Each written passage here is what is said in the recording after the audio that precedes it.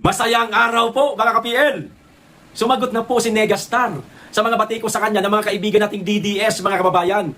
Nasabi niya po, dito sa babasahin ko, gusto lang naman daw niya sana ng isang tahimik na pamumuhay. Aba, teka, Negastar, hindi po magiging tahimik ang buhay mo, lalo na kung nakikialam ka sa isyu ng politika. Duterte ang binangga mo eh. Napakaraming DDS sa Pilipinas, hindi lang Pilipinas, buong mundo. Itong mga DDS, mga matatalino, mga matatapang, hindi ho magiging tahimik ang buhay ho ninyo. Ate, Negastar, lalo na kung ang mister mo, napakaingay, isa sa mga kritiko ng mga Duterte na siya rin sinakyan mo, o nakisawsaw ka, o ayan ang napala mo, napuno ka na naman ng batikos. Pero uulitin ko po, Madam Negastar ha, itong kumakalat ngayon sa social media, di umano, pahayag nyo po ito. Kung totoo man, na talagang ito ang pahayag ninyo, o hindi, aliman na sa dalawa, totoo o hindi, gagawan ko pa rin po ito ng isang reaction video. Okay? Huwag po kayong mapipikon, magpapasiuna na ho ako. Huwag po kayong balat sibuyas, ayon po kasi sa kwento-kwento, mahilig daw po kayong magdemanda, lalo pag nasaktan ho kayo. Ako argumento lamang po, itong gagawin ko. Reaction lang, dito sa di umano'y, ito di umano, ang mga sinasabi mo, matapos kang umani ng sangkaterbang batikos sa mga DDS. Okay? O eto po, mga kababayan, unahin po natin pag-usapan itong si Negastar. Nega na po ang tawag sa kanya ngayon kasi napaka-negatibo po ng kanyang mga naratibo, mga kababayan, pagdating po sa mga Duterte. Samantalang noon, Duterte pa ang namumuno, Duterte pa ang presidente, dikit siya ng dikit sa mga Duterte. Ngayon, na Marcos naman dikit din sa Marcos. Pinoy, ganun din siya, mga kababayan. Balimbing, kung maituturing, ano pa nga ba itatawag mo dyan? Walang isang kulay sa politika. Di po ba? O eto, sabi niya, gusto ko lang sana ng tahimik na buhay. O ayan, maliwanag, Sharon Cuneta may sabi. Tahimik na buhay O basahin muna natin to. Ibinahagi ni Megastar Sharon Cuneta ang kanyang saloobin tungkol sa patuloy na pambabatikos na natatanggap niya at ng kanyang pamilya. Ayan, dinadamay na pala pamilya mo. Buti po dito sa channel na ito, medyo malumanay kung magbigay ng reaksyon at di dinadamay ang iyong pamilya. Okay na tayo. Kapag ka napapag-usapan natin si Kiko, politiko naman yan At sa'yo na rin, Madam Negastar, magbibigay lang ako ng komento dito sa mga di umano yung sinabi mo. Pero sa mga anak mo, hindi. Okay, pero ngayon pa lang, humihingi na po ng pasensya Baka sakali makapagsalita ako ng masakit laban sa inyo, tulad namin na nasaktan doon sa mga sinabi mo tungkol kay Inday Sara, wag po kayong pikon wag kayong balat sibuyas. Ito pa, ayon sa kanya, inaakala niyang magiging mas tahimik ang kanyang buhay matapos pakasalan si Senador Kiko Pangilinan. Ngunit, sa kanyang pahayag, tila mas naging mabigat umano ang mga isyong kinakaharap nila ngayon kumpara noong aktibo pa siya sa showbiz. So parang pinalalabas po ninyo mga kababayan, Madam Negastar, sa ating mga kababayan na malas si Kiko sa buhay mo. Ganun ba? Ayon dito di umano sa sinabi mo. Gusto mo lang ng tahimik na pamumuhay pero matapos mong pakasalan si Kiko na isang senador, parang mas marami na kayong kinakaharap na batikos. Hindi po kayo mababatikos, Madam Shawi, kung tahimik ka sa politika. Nakikialam ho kayo pakialamera ho kayo Hayaan mong batikusin niyang asawa mo, natural yan, politiko siya, at tanggap niya yan maaari. Siguro naman hindi siya balat sibuyas pagdating sa sarili niya, na punong-puno na siya ng batikos, politiko siya. Dapat lang, dawag siyang pumatol. Pero, kapag mga anak na ninyo, ang dinadamay sa batikos, ay hindi na tama yun. Dapat lang na umaksyon kayo. Ikaw, kung gusto mong tahimik na pamumuhay, huwag kang makialam sa usaping politika at wala ka namang alam. Artista ka lang, hindi ka naman abogado. Hindi mo rin alam higit sa lahat ang laro sa politika. Gusto mo na tahimik na buhay? Bumalik ka sa pag-artista. Yun na lang. Huwag kang makikialam, makikisaw-saw sa politika. Ito pa, panahon na siguro iuntog ang ulo ko sa pader. May sabi niyan siya o iuntog na daw yung ulo niya sa pader. Para pag nakikita ko ang sakit sa mga mata ng mga anak ko kapag may masasakit masasakit na naririnig at nababasa, hindi na ako kailangan bumalanse sa pagiging kaibigan at ina. Dahil natural lang naman na ang pagiging ina ang mas hamak na mahalaga. Ani Cuneta. Dagdag pa niya, napakasakit ng pakiramdam namin ngayon. Kaya nga ako nag-asawa kasi matinong tao si Kiko. Matinong tao? Sino po ang hindi matinong sa inyong dalawa? Ikaw. Ikaw ba? Nagtatanong na. At gusto ko tahimik na ng paunti-unti ang buhay ko. Lalo pa lang gugulo. Paulit-ulit po sinasabi nyo. Maaari pa ulit-ulit din po ang magiging reaksyon ko dito. Hindi po ako magbibigay ng advice sa inyo kasi di hamak na mas matanda po kayo at di hamak na mas alam niyo na po siguro ang gagawin. Simple lang, madam. politika. Malayo po yan sa karerang pinasok nyo noon. Hindi po kayo politiko. Artista po kayo. Mababaw lang po ang kalaman ninyo pagdating sa politika, kaya huwag kayo makikialam. Kung gusto mong tahimik na buhay at hindi gumulo ang buhay mo. Ganun lang. Ang kanyang pahayag, malinaw ang kanyang pagbibigay diin sa pagiging ina at epekto ng isyo sa kanyang pamilya. Yung pagiging ina mo, yan ang atupagin mo. Mainam yan, madam. Madam Shawi, mainam yan. Gampanan mo ang isang pagiging ina sa mga anak ninyo ni Kiko. I-enjoy mo ang buhay mo. Total may pera naman kayo. Gumala ka dito, gumala ka sa abroad. Yan. Magpakabingi, magpakabulag ka, madam, sa usaping politika. Hayaan mo yung asawa mo ang makialam sa politika. Hayaan mo rin yung asawa mo na batikusin na mga hindi niya taga-suporta. Natural lang yan. Okay? Natural lang yan sa isang politiko at sana hindi siya balat sibuyas. Oras na mabatikos siya ng mga DDS sa mga darating pang araw. Kasi sigurado, mas marami pang batikos na matatanggap itong si Kiko Pangilinan sa mga susunod na araw. Dahil nga siya nasa majority at itong majority block na ito sa Senado parang nagkakaroon ng takipan dito sa maanumalyang flood control project dyan sa komite ng BRC, madadamay siya rito. Kasi majority block siya. Lahat ng majority block madadamay sa batikos ng mga DDS. Ikaw, na hindi ka naman politiko, manahimik ka. Okay? Gumawa ka na isang vlogging channel, i-vlog mo yung daily lifestyle mo. Ganun lang. Hindi ka mababatikos. Malayo ka sa gulo at tahimik maaari ang buhay mo. Yan na lang ang gawin mo, Madam Shawi. Huwag kang pakialamera, huwag kang chismosa pagdating sa politika. Okay? Ayos? Ito pa isang balita, mga kababayan. Itong tungkol naman po sa mga nangyari. Kaya Tito J. Sonsa at kay Eric Celis. Ito na ho, mga kababayan. Lumabas na po ang kaso o tawag nito, demanda. Laban dito kay Tito J. Sonsa at kay Eric Celis, mga kababayan. Cyber libel raps versus J. Sonsa and Celis. Ito ho ang balita, mga kababayan. Pagkatapos po nito, may video ho tayo panunuorin ha. Gawan din po natin ng reaksyon si Auntie Claring kung ano-ano na po kasi sinasabi niya. Wala na po sa ayos na naman itong aling ito. Yung wala sa batas, pilit niyang inilalagay sa batas, mga kababayan. Nagmumukha na siyang tanga sa mga ginagawa at sa mga sinasabi niya.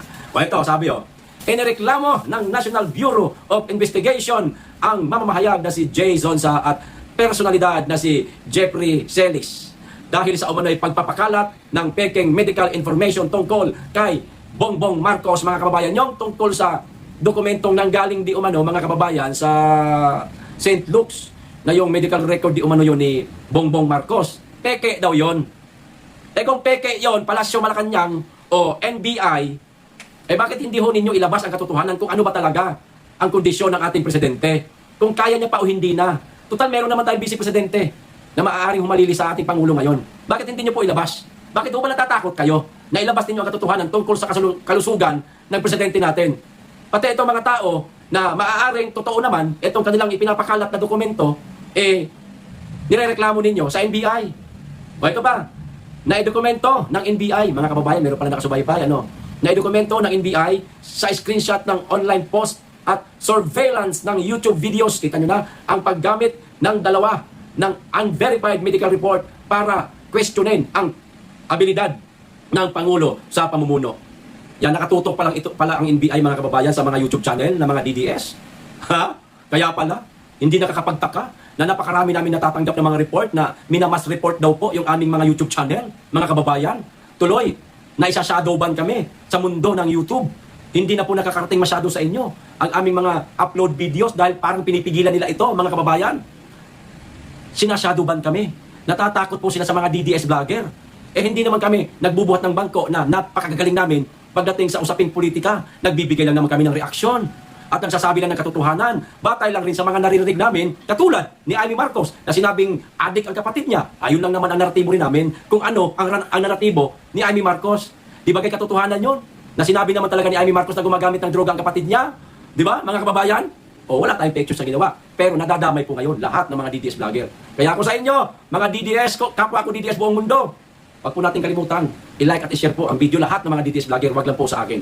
Okay? Inirekomenda ng NBI sa Department of Justice na panagutin ang dalawa sa cyber libel at paglabag sa Article 154 ng Revised Penal Code, mga kababayan. Cyber libel po, kung di ako nagkakamali, pinakamalaking bail nito o piyansa nasa 50 mil. Yan. Hanggang dyan lang, makakapagpiyansa itong dalawa, tapos na. Di ba? Yan po ang ginagawa nila ngayon sa mga DDS vlogger at sa mga Duterte supporter, mga kababayan. Dinedemanda, panggigipit ho yan para sa pagkakaalam ng ating mga kababayan. Ito'y isang malinaw na panggigipit. Para nga naman, hindi kung ano-ano ang mga sinasabi. Kahit na sinabi na nga nitong si Tito J. Sonsa sa kanyang post mula nung ilathala niya, itong sinasabi nilang peking medical report ni Presidente, galing daw yon sa St. Luke's, sabi ni Tito J. Sonsa. Pero pinalalabas po ng iilan, lalong-lalo na ng Palasyo Malacanang, na peke daw yon. Pero ang mismo Malacanang, hindi po nakakapagbigay ng medical report sa Pangulo. Kanino kami maniniwala? Palasyo Malacanang, ha? Kanino kami maniniwala? Dito sa dalawang ito na inireklamo na sa NBI? O sa inyo, Palasyo Malacanang, na wala kayong pinapakitang medical record ng Presidente? Dapat kasi, naglalabas kayo ng medical report ni Bongbong Marcos. Patunay niyan na mali ang mga kumakalat o ipinapakalat nitong dalawang ito. Wala eh. Wala kayong nilalabas eh.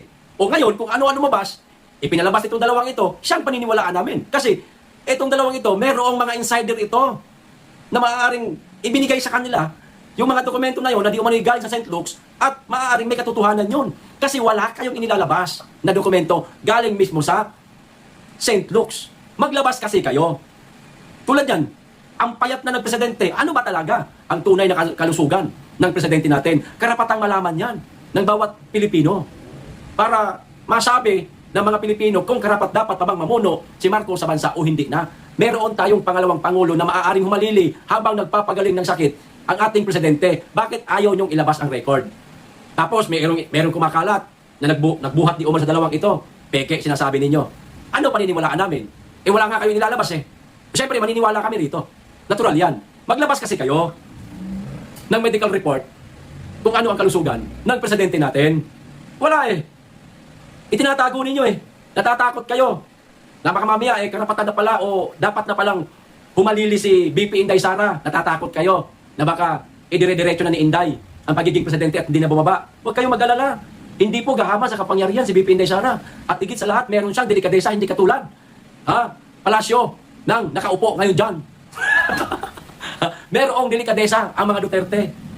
Marunong mahiya, hindi makapalamuka. Hindi katulad ng isa dyan na lumapit kay Inday Sara para maging katandem noong 2022, tinulungan sa kampanya, ipinanalo, ipinakiusap sa mga DDS na iboto na ninyo itong taong ito, tulungan natin.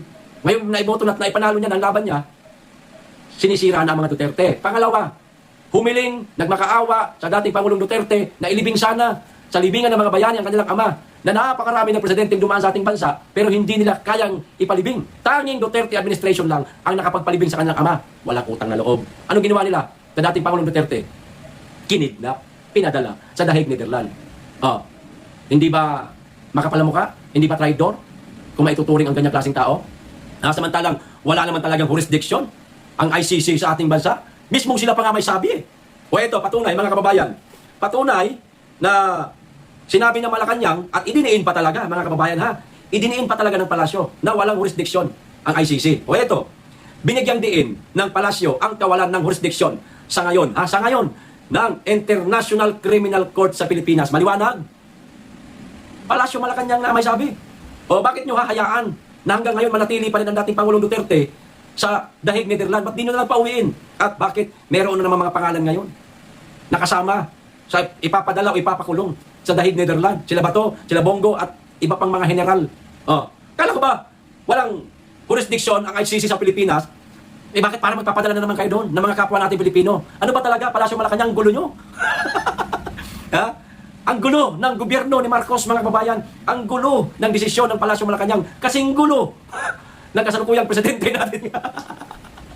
Di ba? Ang gulo nyo. Di namin ka maintindihan. Sinasabi nyo walang jurisdiction, pero nasaan ang dating Pangulong Duterte? Nasa Dahig. Walang jurisdiction, di pa uwiin nyo siya. Ba't di nyo kayang gawin? Sasakit ulo nyo. Kasi fiscalizer ang dating Pangulong Duterte at isa maaari na magsiwalat ng mga baho ninyo. Kasi hanggang ngayon, aminin natin hindi. Napakalakas pa rin ng impluensya ng dating Pangulong Duterte at meron pa rin siyang mga intel na nakapagbibigay sa kanya ng tamang impormasyon sa mga nangyayaring korupsyon sa ating bansa. Isa yan maaari. Nagtatanong lang maaaring isa yan. Sa ikinatatakot ninyo kaya ayaw nyo na makalabas ang dating Pangulong Duterte sa Dahig, Netherlands.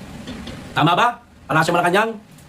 O ito po, panoorin natin ang video mga kababayan ni Auntie Claring. Dalawa po ang bibigyan ko ng reaksyon dito. Panoorin muna natin. Ito na ho.